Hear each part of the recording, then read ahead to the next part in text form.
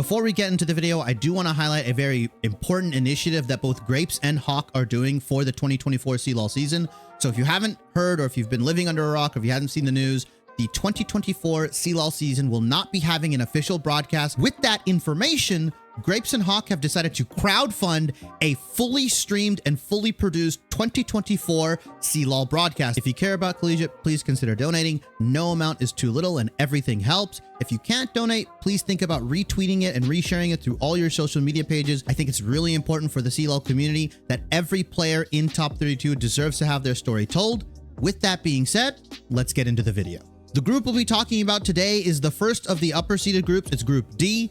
This group contains Illinois State University, Oklahoma Christian University, Harrisburg University, and University of California, San Diego, aka UCSD. The first team we'll be talking about in this group is Illinois State University. They compete in the CLOL North Conference. They went 7-0 in their group, and then they lost 3-0 to Maryville University in the semifinals, and then losing 3-2 to Northwood in the third place match. Their roster consists of top laner Meslo, jungler Cross, mid laner Drew Dozer, bot laner Nausicaa, and support Tempos. Because of the double support pairing for this bottom lane in Nausicaa and Tempos, they've been playing a lot of mage and utility in the bot side here. So things like Seraphine, I've seen Karma, Lux, Temples will play Zillion. They have a very unique bot lane champion pool. It's not that Nausicaa won't play some ADs. He has picked up the Varus and the Ashe, but realistically, their bottom lane is playing a lot of wacky and weird combinations down there. A lot of responsibility falls onto the solo laners in Meslo and Drew Dozer. Specifically, Meslo has been playing a ton of carries with this roster. Things like Yone, Vayne, Camille. I've seen him pick Riven and even Gwen. Drew just has the pretty standard champion pool for mid laners right now. Ahri, Orianna, Nico does have like a pocket Ryze and Renekton that he can bust out depending on the matchup and depending on the 2v2. Cross has been playing very well in a lot of these matches. Volibear, Xin Zhao, I've seen him pick up the Kindred. He can play the tanks as well. But like we said, a lot of the carry responsibility or carry load comes from Meslo and comes from Drew, and Meslo definitely can take that responsibility and win them games. And it's not like this mage bot lane or this bot lane is bad necessarily. It's just very different, right? You're playing without an AD carry. The game states are different. How you play team fights are very different. It's not necessarily that they're just kind of weak and they're not playing good things. And especially with their coach, Command Attack, this is the one coach I believe that can really explore both Nausicaa and Tempo's champion pools and the bot lane pairing and really get the most out of this team. So that's why they're ranked so highly. They ran the same roster against Northwood and they went 3-2, and you know, some very valiant effort from Meslo, but the bot lane was holding their own, and this team is still very, very good and can still, you know, potentially make a top 8 run. The second team we'll be talking about is Oklahoma Christian University. They compete in the CLOL South Conference. They went 6-1 in their group and then ended up losing 3-0 to UST in the semis, and then beating University of Florida 3-0 in the third place match. Their roster consists of top laner Gorilla Jones, jungler Trinket, mid laner Emps, bottom laner Ajosu, and support Paralysis. The story of this team is that, you know, Ajosu will play a ton of late game carries, Zeri, Aphelios, Jinx. He's also been the rank 1 Aphelios and Kaisa at a certain point in his playing career. Mid and jungle will play a lot of these bread and butter combos. Both Trinkets and Emps will play like Nocturne Ori, Wukong Ori, Talia Xin, and really just play these easily executable compositions with this mid jungle duo. The mid champion pool is pretty solid, right? Ahri, Orianna, Azir has the pocket Jace and Irelia that they can bring out, but really for top lane, they like to play a lot of lane dominant champions. Think Rumble, Darius, Olaf, even Gnar. Like he's rarely picking tanks, and he's purely picking for the lane here. The team does best when the mid jungle is on proactive 2v2 and Ajosu's allowed to kind of carry the team fights with some of these late game picks. Paralysis will play a lot of tank supports. We'll just be there to either start off some of these team fights, be there for peel, like a lot of these flexible Nautilus, Alistar, Blitzcrank, this kind of stuff. He can kind of fit all the tank support needs that this team wants. And Gorilla Jones will just play very aggressively, which can be exploited and has been before, but he is at least somewhat guaranteed to get you lane advantages if he's on Rumble, if he's on Darius, if he's on Olaf, and his laning phase has been very, very good. This team has a very clear and practiced identity in my mind, and that's thanks to their coach Sneezes. I feel like they have what they want to do and how they want to play the game down pat, and it's just on them executing their strategies and executing their game plan against other teams. The third team we'll be talking about is Harrisburg University. They compete in the CLOL East Conference. They went 7-0 in their group and then losing 3-0 to Western in the semis. They beat TMU 3-1 in the third place match. Their roster consists of top laner Ego, jungler Kidbeats, mid laner Painshell, bottom laner Makel, and support Barlow.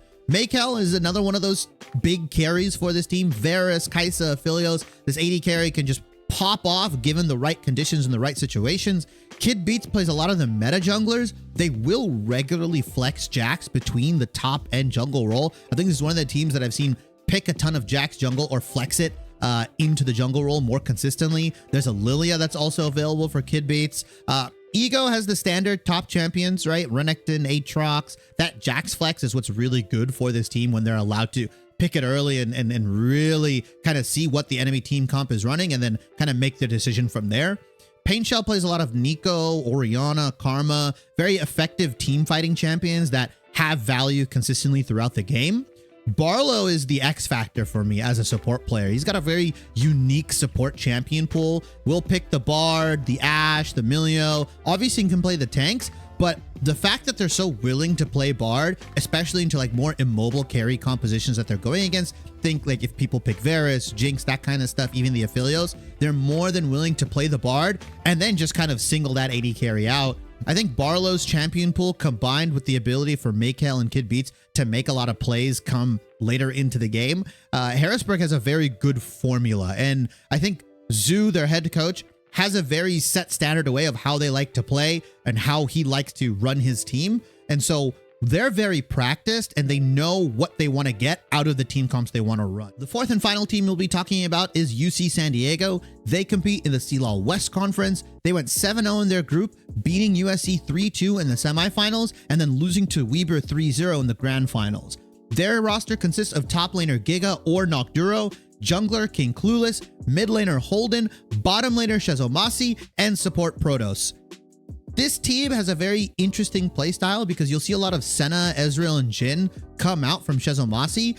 Does play the Callista given the support pairing and will opt in for Varus occasionally, but Protoss really has a very unique champion pool similar to what we talked about with Barlow, but Protoss plays like mages in the bot lane. Heimerdinger, Hui will pair the Nico up, right, with the Callista or even without the Callista. Has Janna, Ashe, and can also flex the Senna between Shazomasi and Protoss.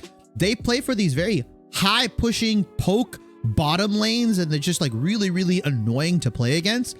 Clueless will play a lot of Lee Sin and Vi, and they'll together pair up with Holden for these very strong like mid 2v2 early skirmishes. Holden will play a lot of Akali. Yone has the Jace, is willing to play like Nico, Azir, and Hui, but really Clueless and Holden are just looking to like skirmish you 2v2, and pretty much UCSD is looking to skirmish consistently prior to laning phase being over. They get a lot of early advantages, and depending on who's playing in the top lane, whether it's Giga or Nocturo, both of these guys play different kinds of carries for UCST, right? Giga will play more of the standard champion pool, but I've seen Nocturo willing to play like the Rumble. He's also playing stuff like some of the tanks and the Gnar, while Giga will play a lot of the Renekton and some of those, you know, more standard lane bully kind of top lanes. I like UCSD's playstyle. I think their ability to skirmish very early and force things on the map, like 4-man dives bot lane, big fights around early dragons, nets them a lot of gold advantages in the early game, but sometimes their games go a lot longer than they should. A lot of their game times are like 28, 31, 32 minutes. And yeah, they have the gold lead, but sometimes they kind of just can't close it out as consistently. That does it for the breakdown of Group D. A lot of strong teams and a lot of teams with like very clear identities around how they like to play the game. I like that each of these teams have some sort of X factor player on their team that has like a very unique champion pool that they've designed compositions around. And I think that kind of advantage and those kinds of players and these kinds of teams that also have like pretty strong coaching staffs can make a run for top 8 and can definitely upset, let's say, in round of 16. Join us for our next video when we go over Group C, which consists of Western, Weber State, University of Texas, Dallas, and Purdue Northwest. See you in the next video.